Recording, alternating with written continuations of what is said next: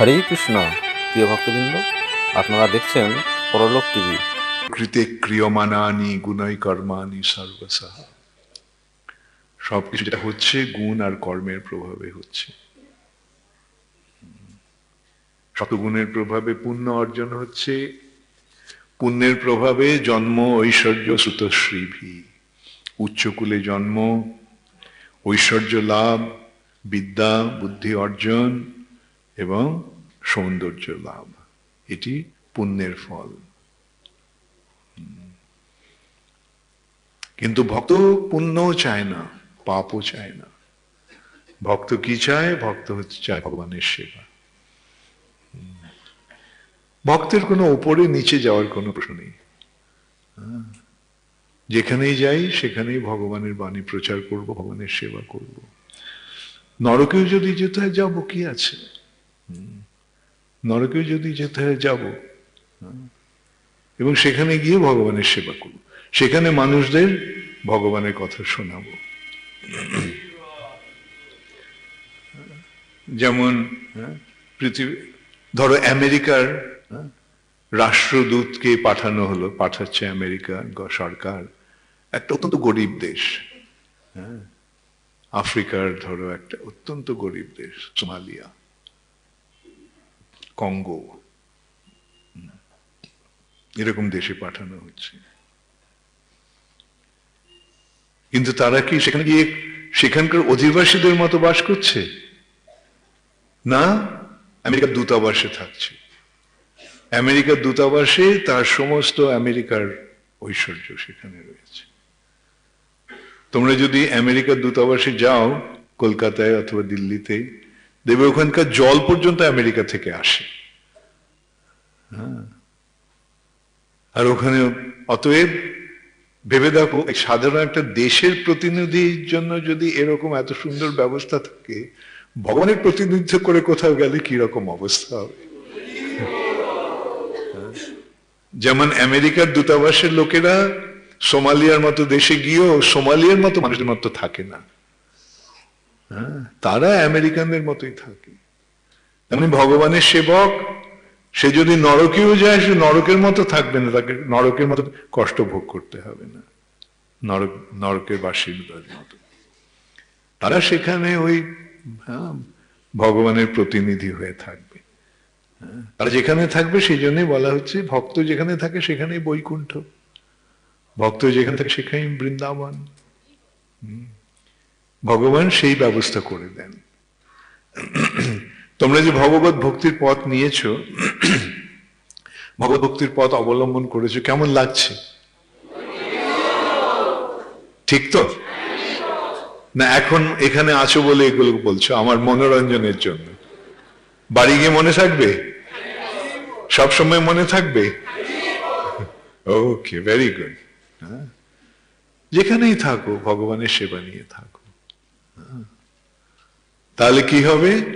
যেখানেই থাকবে সেখানেই বৈকুণ্ঠ, সেখানেই বৃন্দাবন।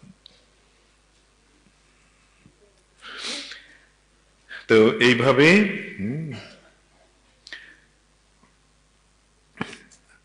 12 বছর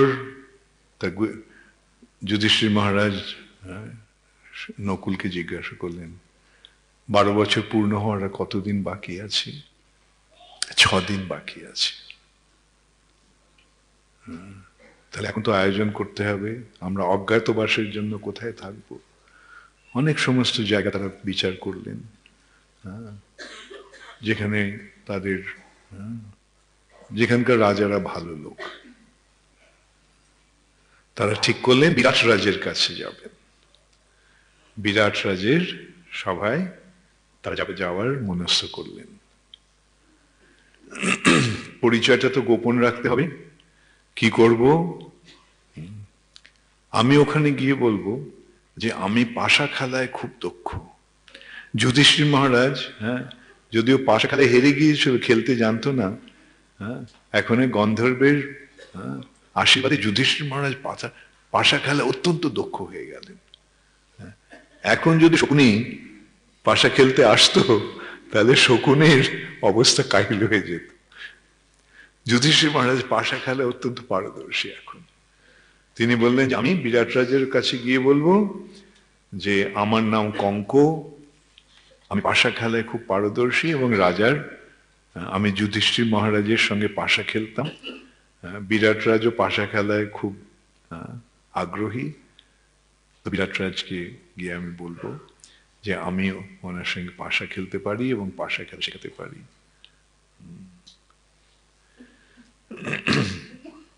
ভীম ঠিক করলো আমি বিরাট রাজের রান্নাঘরের পাচক হব, রান্না করব, এবং আমার নাম হবে বল্লভ। অর্জুন ঠিক করলো সে বৃহন্নলা হবে, সে রাজকন্যা উত্তরাকে সে নাচ শেখাবে। অর্জুন যখন স্বর্গরাজ্যে ছিল তখন অর্জুন গন্ধর্ব বিদ্যা শিখেছিল গন্ধর্ব রাজের কাছ থেকে, গন্ধর্ব নাচ গানের যে বিদ্যা। আর নকুল বলল যে আমি অশ্ব চিকিৎসক হব এবং আমার নাম হবে গ্রন্থিক। নকুল হলো গ্রন্থিক। আর সহদেব বলল আমি গো পালন করব, গোপালক হিসেবে যাব, আমার নাম হবে তন্তিপাল। যুধিষ্ঠির মহারাজ জিজ্ঞাসা করলেন দ্রৌপদী তুমি কি করবে, তুমি কি হবে?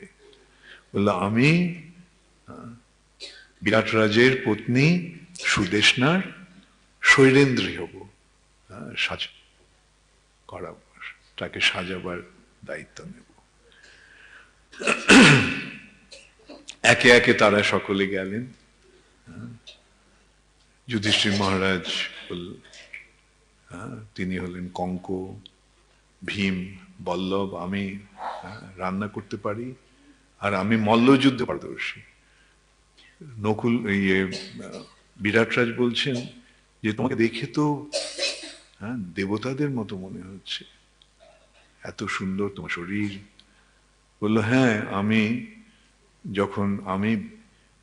ভীমের পাচক ছিলাম এবং ভীমের কাছে আমিও মল্লযুদ্ধ শিখেছিলাম।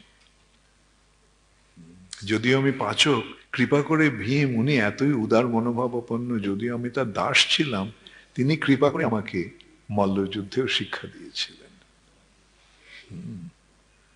অর্জুন এসে বলল যে আমি খুব নাচ শেখাতে পারি আপনার কন্যাকে।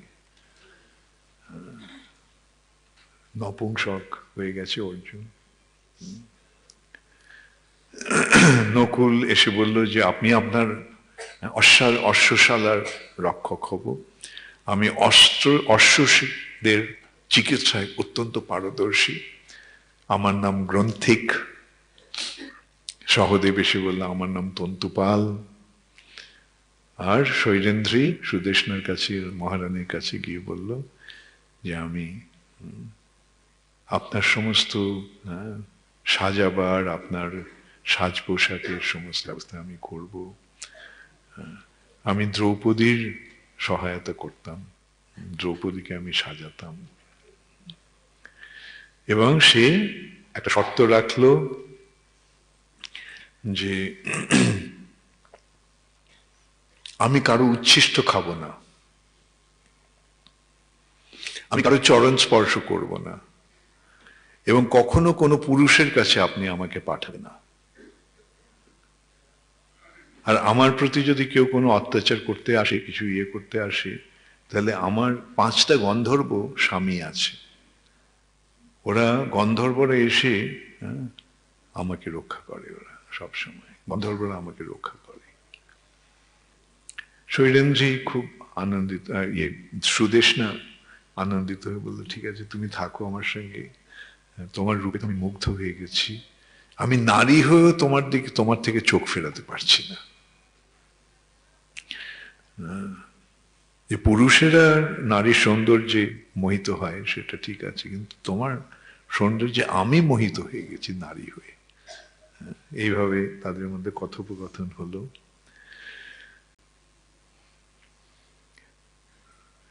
বিরাট রাজার সভাতে তারা আছে, বিরাট রাজার সখা, সখা মানে সহচর রূপে যুধিষ্ঠির মহারাজ, পাচক রূপে বল্লভ, রাজকন্যার নৃত্য শিক্ষিকা রূপে বৃহন্নলা, এবং গ্রন্থিক এবং তন্ত্রীপাল রূপে নকুল সহদেব, শৈলেন্দ্র রূপে দ্রৌপদী দিনরাত্রিপাত করছে। একদিন ওখানে একটা মহা মহোৎসব হচ্ছে, তার নাম হচ্ছে শঙ্কর যাত্রা। প্রতি বছর এই উৎসব হয় এবং বিভিন্ন দেশ থেকে, বিভিন্ন জায়গা থেকে নর্তক নর্তকীরা, সঙ্গীতকার, মল্লযোদ্ধা এরা সব আসে। এইভাবে সেই শঙ্কর যাত্রা হয়। একজন মল্ল এসেছে, সে আমার সঙ্গে যুদ্ধ করতে চাও তাহলে এগিয়ে এসো। অন্য সমস্ত যোদ্ধারা তার এই পরাক্রম দেখে, তার কথা শুনে তারা সকলেই পিছিয়ে গেছে।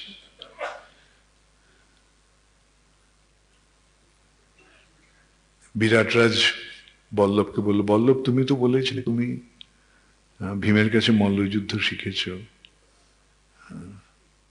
তো তুমি এর সঙ্গে প্রতিদ্বন্দ্বিতা করবে? ভীম যুধিষ্ঠির মহারাজের দিকে তাকালো, বড় ভাইয়ের থেকে আদেশটা নিতে হবে।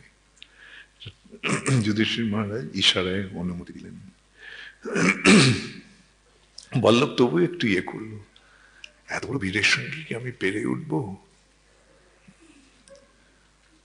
আমার তো ভয় হচ্ছে, আমি সাধারণ পাচক আর এ কত বড় মল্লযোদ্ধা। যুধিষ্ঠির মহারাজ তখন বললেন, বল্লভ, রাজার আদেশ পালন করাই হচ্ছে প্রজার কর্তব্য, প্রভুর আদেশ পালন করাই হচ্ছে দাস, তাতে যদি জীবনও যায় জীবন দিতে হবে।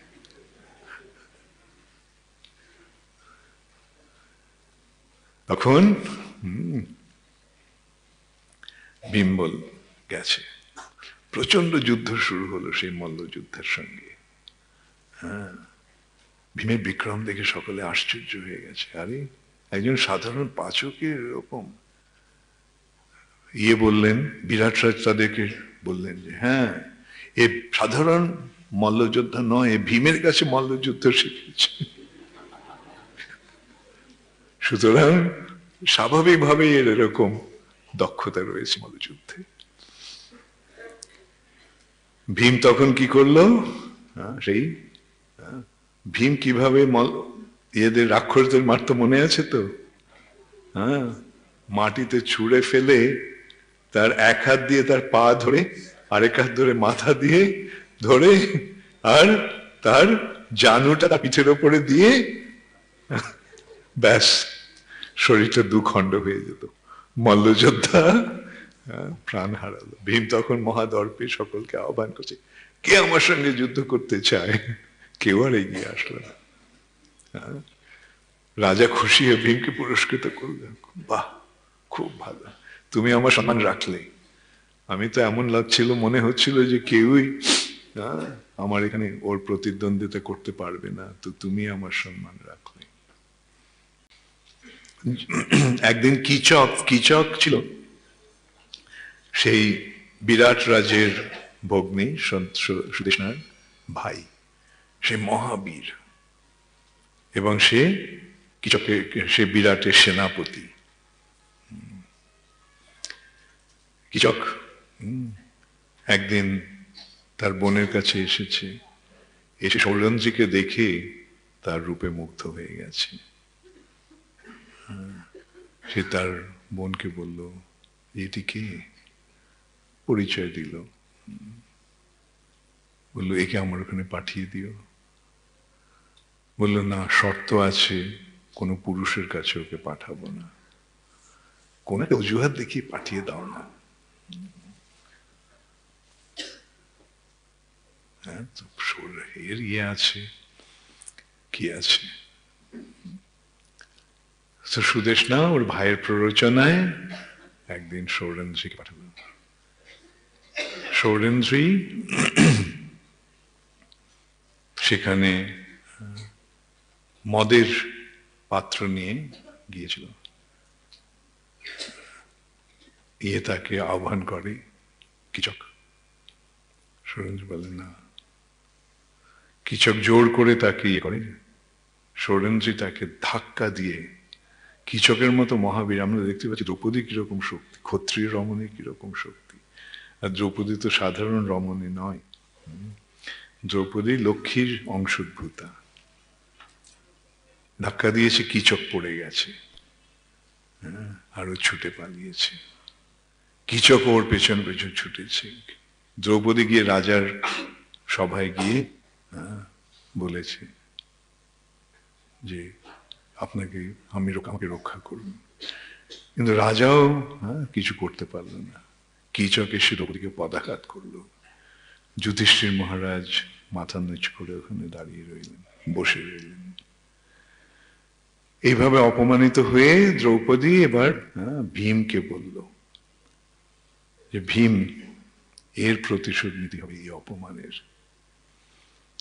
ভীম বলল ঠিক আছে, তুমি এক কাজ করো, তুমি ওখানে যে নাট্যশালা আছে, সেই নাট্যশালায় কেউ রাত্রিবেলা থাকে না, তুমি ওকে গিয়ে বলো যে ওই নাট্যশালায় যেন তোমার সঙ্গে মিলিত হয়,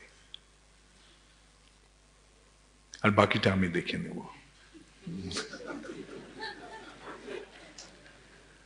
তো কিচক সৌরেন্দ্রের এই আহ্বান পেয়ে ভাবল ঠিক আছে, এই মেয়েটি এখন আমার বশে এসেছে,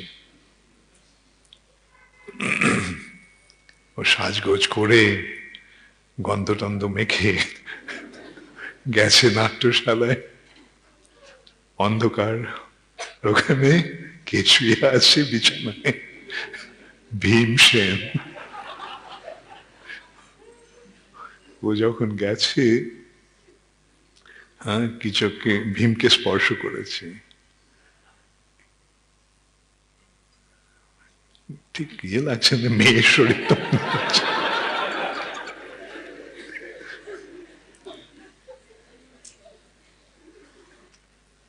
তখন ভীম উঠে এসে তাকে আঘাত করলো। দুজনের মধ্যে প্রচন্ড সংগ্রাম হলো, সংঘর্ষ হলো।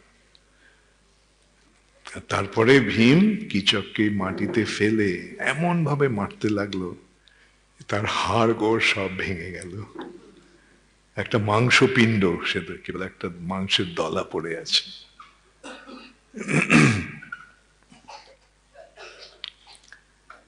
সকালে সকলে এসে জিজ্ঞাসা করছে কি হলো। সৌরেন্দ্র তখন বলল যে আমাকে রক্ষা করে 5 জন গন্ধর্ব, তারা এসে এটা করেছে।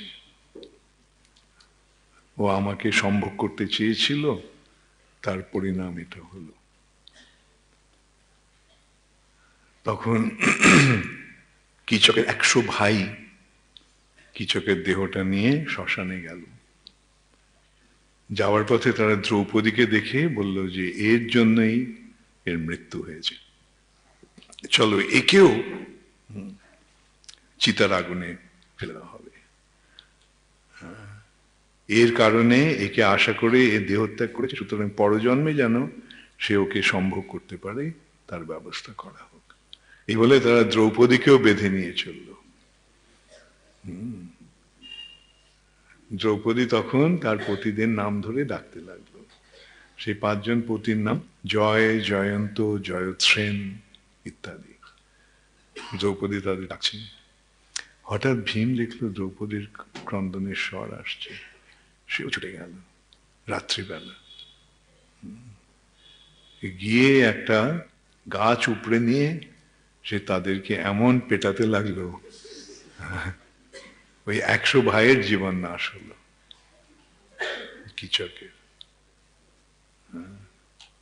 ওদের, তোমার ভাইয়ের সঙ্গে সৌরেন্দ্র যাবে না, তোমার ভাইয়ের সঙ্গে সঙ্গে তোমরাও যাও যেখানে তোমার ভাই আছে। এদিকে সেই কথা শুনে রানী তো অত্যন্ত মর্মাহত, 100 ভাইয়ের মৃত্যু হয়ে গেল এইভাবে, এই রমণীর কারণে।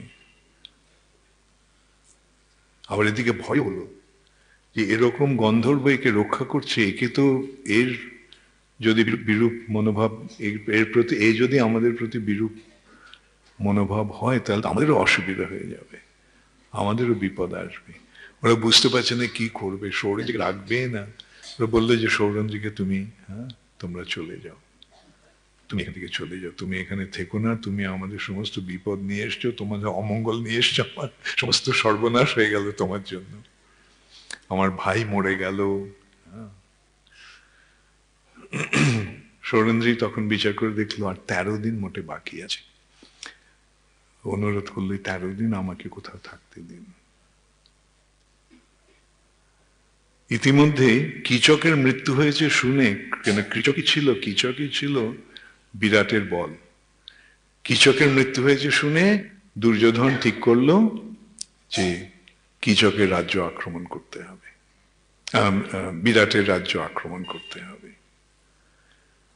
ত্রিগর্তের রাজা, দক্ষিণের ত্রিগর্তের রাজা সুশর্মা কে বলা হলো তুমি আক্রমণ করো, এ তোমার শত্রু, এই বিরাট রাজ, কিন্তু কীচকের জন্য তুমি এতদিন কিছু করতে পারছিলে না, এখন তুমি এর প্রতিশোধ নাও।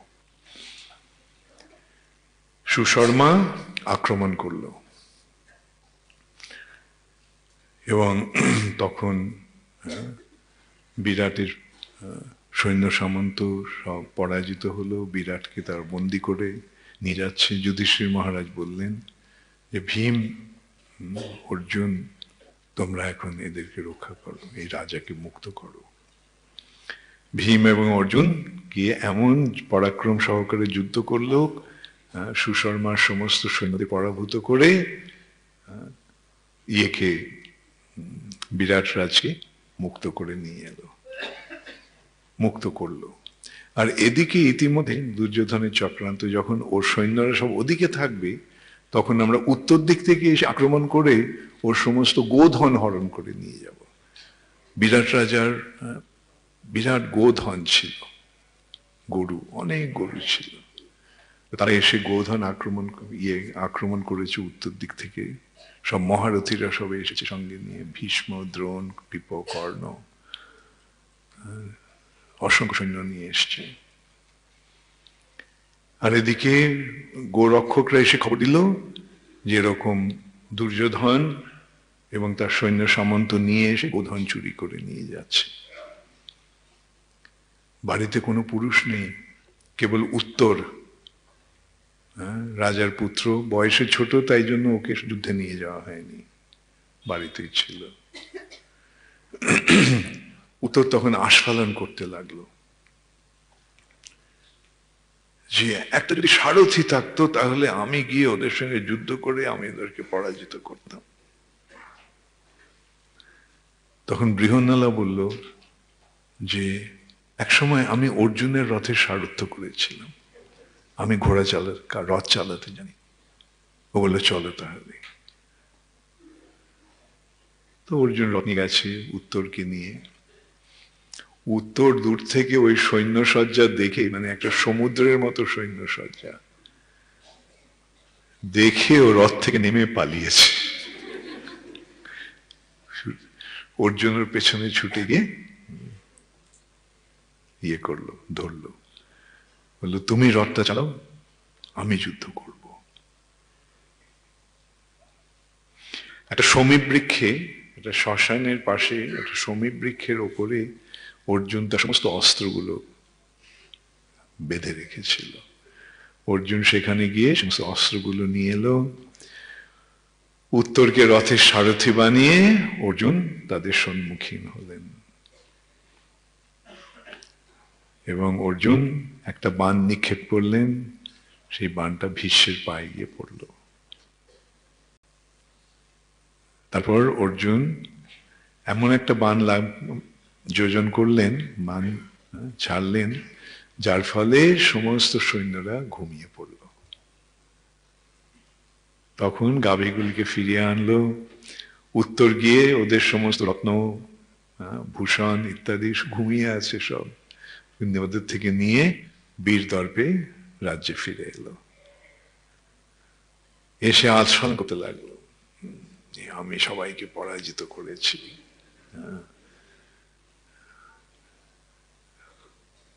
বিরাট রাজ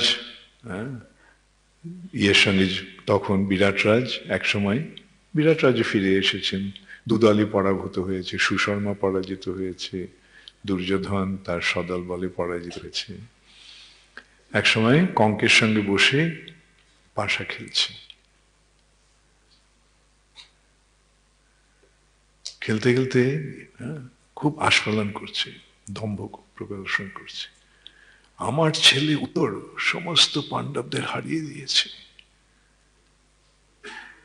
যুধিষ্ঠির মহারাজ কিছুক্ষণ শুনে তারপরে বলছে, না, এটা অন্য কেউ নিশ্চয় করছে, কেন এই বালকের পক্ষে দুর্যোধন আদি কৃপ কর্ণ এদেরকে হারানো। এটা শুনে একটা ওই পাশার যে ইয়েটা থাকে, পাশা খেলার যে দণ্ডটা থাকে, ওটা ছুঁড়ে মারল। যুধিষ্ঠির মহারাজের মাথা থেকে রক্ত পড়ল।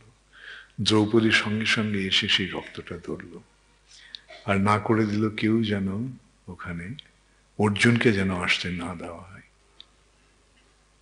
রক্তপাত করে কেউ অর্জুনের কাছ থেকে নিস্তার পাবে না।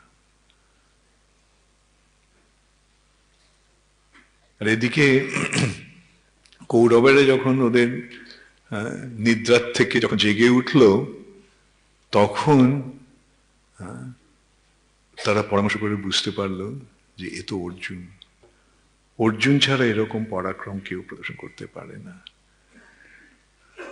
দুর্যোধন আনন্দে নাচতে লাগলো, ও খুঁজে পেয়েছি, ধরে ফেলেছি অজ্ঞাতবাসের সময়। ভীষ্মদেব গণনা করে বললেন, দুর্যোধন, তোমার দুর্ভাগ্য যে কালকের দিনেই অজ্ঞাতবাসের কাল সমাপ্ত হয়ে গেছে।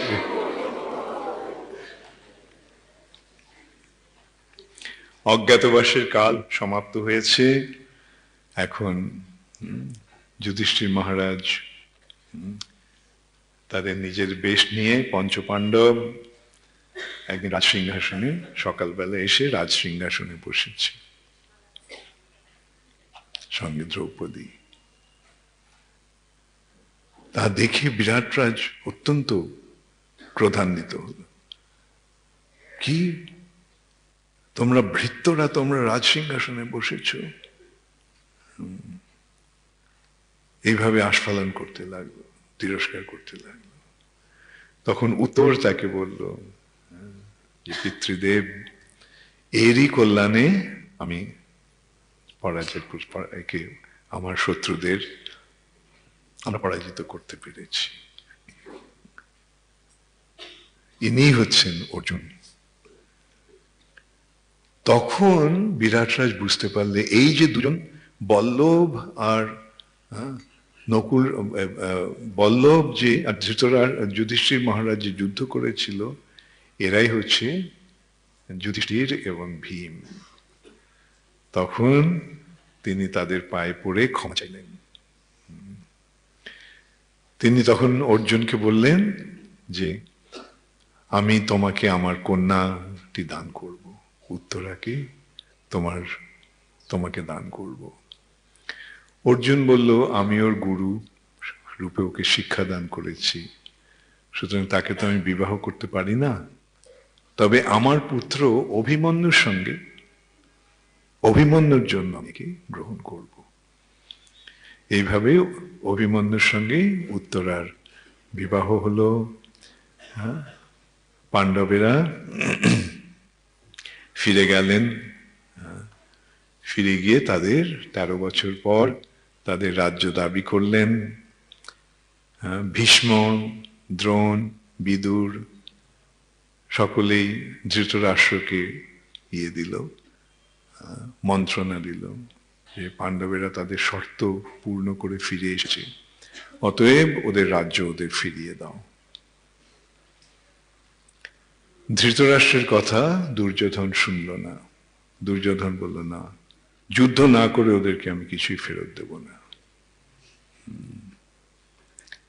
ব্যাসদেব এসে উপদেশ দিলেন দুর্যোধনকে, তুমি তো এত অন্যায় করেছ, কপটতা কপট পাশায় তাদেরকে হারিয়েছ, তাদেরকে বনবাসে পাঠিয়েছ, এখন তাদের সেই যে শর্ত পূর্ণ করে ওরা ফিরে এসেছে, এখন কেন ওদের তুমি রাজ্য ফিরিয়ে দিচ্ছ না?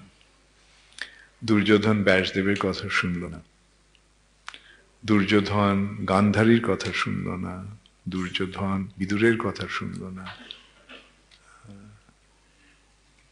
পক্ষান্তরে বিদুরকে এমন ভাবে তিরস্কার করলো যে বিদুর রাজপ্রাসাদ থেকে চলে গেল।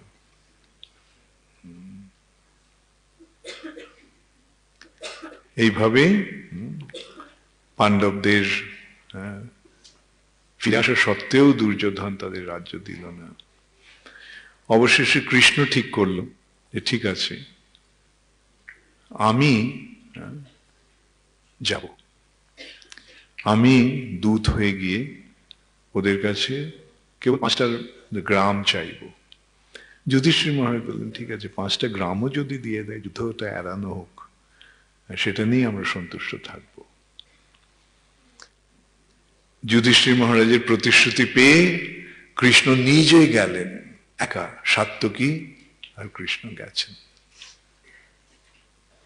গিয়ে তিনি বললেন যে ওদের রাজ্যটা ফিরে দিতে হবে না, পুরো রাজ্যটা দিতে হবে না, 5টা গ্রাম দিয়ে দাও।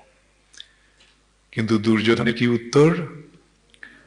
বিনা যুদ্ধে নাহি দিব সুচ্ছগ্র মেদিনী। ইতিমধ্যে দুর্যোধন ঠিক করলো তার সাঙ্গপাঙ্গদের নিয়ে যে কৃষ্ণ একা এসেছে, ওকে বন্দি করে রেখে দাও। একা আছে, ওকে বন্দি করে রেখে দাও। ও কেন? কৃষ্ণই হচ্ছে পাণ্ডবদের ভরসা। কৃষ্ণকে যদি বন্দি করে রাখা যায় তাহলে পাণ্ডবরা দুর্বল হয়ে যাবে এবং অনায়াসে আমরা তাদের পরাজিত করতে পারব। যখন সৈন্য সামন্ত নিয়ে তারা কৃষ্ণকে ঘিরে ধরল তাকে বন্দি করার উদ্দেশ্যে, তখন কৃষ্ণ আবার তার বিশ্বরূপ প্রদর্শন করলেন। সে বিশ্বরূপ দেখে ভয়ে সবাই পালিয়ে গেল। এইভাবে যুদ্ধ অবশ্যম্ভাবী হয়ে উঠল, যুদ্ধকে আর কোনোভাবে এড়ানো গেল না। তখন যুদ্ধের আয়োজন হচ্ছে, কার পক্ষে কে থাকবে। পাণ্ডব পক্ষের যারা মৈত্রী মিত্র, যেমন দ্রুপদ ইত্যাদি, এরা সব পাণ্ডব পক্ষ অবলম্বন করল। ধৃষ্টকেতু, চেকিতান, কাশীরাজ, মগধরাজ পুত্র সহদেব, এরা সকলে পাণ্ডবদের পক্ষ অবলম্বন করল। আর এদিকে কৌরবদের পক্ষে বলতে গেলে সারা পৃথিবীর সমস্ত রাজারা। যুদ্ধের আয়োজন হচ্ছে। একদিন দুর্যোধন কৃষ্ণকে তার পক্ষে পাওয়ার জন্য কৃষ্ণের কাছে গেলেন। আগে গেছে, আগে ভাগে গেছে। কৃষ্ণ ঘুমিয়ে আছে। কৃষ্ণের মাথার কাছে যে আসন, সেখানে গিয়ে বসলো। কিছুক্ষণ পরে অর্জুনও এলো। অর্জুন এসে তার পায়ের কাছে বসলো। কৃষ্ণ ঘুম থেকে উঠে চোখ খুলে দেখে অর্জুন। ও অর্জুন, তুমি কখন এলে? দুর্যোধন লাফ দিয়ে উঠেছে, আমি আগে এসেছি, আমি আগে এসেছি। কৃষ্ণ বলল, হতে পারে, কিন্তু আমি তো ওকে প্রথমে দেখেছি। তো কেন এসেছো তোমরা? দুর্যোধন বলল, আপনি আমার পক্ষ অবলম্বন করুন। অর্জুন বলল, কৃষ্ণ, আমি সেই উদ্দেশ্য নিয়ে এসেছি, যুদ্ধে আমি তোমাকে চাই। কৃষ্ণ বলল, ঠিক আছে, দুজনেই আমার আপনজন, দুজনেই আমার আত্মীয়, আমি তো এক পক্ষ অবলম্বন করে আরেক পক্ষ ত্যাগ করতে পারি না। তো এক কাজ করো, একদিকে আমার নারায়ণী সেনা থাকবে আর অন্যদিকে আমি কেবল একা থাকবো। আর আমি কোনো অস্ত্র ধারণ করব না। এখন তোমরা বিচার করো কি চাই। তো অর্জুন তো ছোট, তো ছোট ভাইকে প্রথম সুযোগটা দেওয়া হোক। অর্জুন, দুর্যোধনের বুক কাঁপছে, কি চেয়ে বসবে। অর্জুন বল, কৃষ্ণ আমি তোমাকেই চাই, আমি তো অস্ত্র ধারণ করব না, আমি তো অস্ত্র ধারণ করব না, তবুও তুমি আমাকে চাও। হ্যাঁ কৃষ্ণ, তুমি আমার রথের সারথি হয়ে। আর দুর্যোধন আনন্দে নাচতে লাগলো, আরে কি বোকা, যুদ্ধ হবে শুধু কৃষ্ণকে একজনকে নিয়ে, সেও যুদ্ধ করবে না, ওকে নিয়ে কি লাভ, আর আমি লাভে গেলাম, আমি নারায়ণী সেনা পেয়ে গেলাম। তারপরে তারা বলরামের কাছে গেলেন। বলরাম বললেন যে এখানে আমি কারো পক্ষপাতিত্ব করতে চাই না, এই যুদ্ধটা অন্যায় যুদ্ধ, অন্যায় যুদ্ধে এটা অন্যায়ের প্রতিকারের জন্য ধর্মযুদ্ধ হচ্ছে। একদিকে ধর্ম, আরেকদিকে অধর্ম। আমি তো অধর্মের পক্ষ অবলম্বন করতে পারি না, আর দুর্যোধন আমার প্রিয়, আমি দুর্যোধনের বিপক্ষেও যেতে চাই না। আমি এই যুদ্ধে থাকবো না, আমি তীর্থপর ভ্রমণে বেরিয়ে যাব। এইভাবে যুদ্ধের সময় বলরাম সেখানে ছিলেন না, এবং বিদুরও ছিলেন।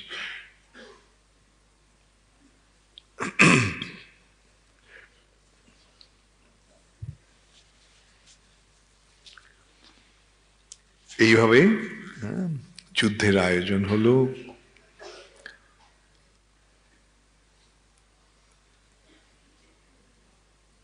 পাণ্ডবদের পক্ষে কেবল 7 অক্ষৌহিনী সৈন্য, আর কৌরবদের পক্ষে 11 অক্ষৌহিনী সৈন্য। কেবল তাদের সৈন্য সংখ্যাই বেশি নয়, তাদের পক্ষে রয়েছে ভীষ্ম, যাকে বলা যায় যিনি অমর, দ্রোণাচার্য, যতক্ষণ তার হাতে অস্ত্র আছে কেউ তাকে মারতে পারবে না, অশ্বত্থামা আরেকজন অমর প্রায়, কর্ণ মহাবীর। এইভাবে যুদ্ধের আয়োজন হলো। আপাত দৃষ্টিতে পাণ্ডব পক্ষ অত্যন্ত দুর্বল, আর কৌরব পক্ষ এত বলবান। সেই যুদ্ধের আয়োজন হলো কুরুক্ষেত্রের রণক্ষেত্রে।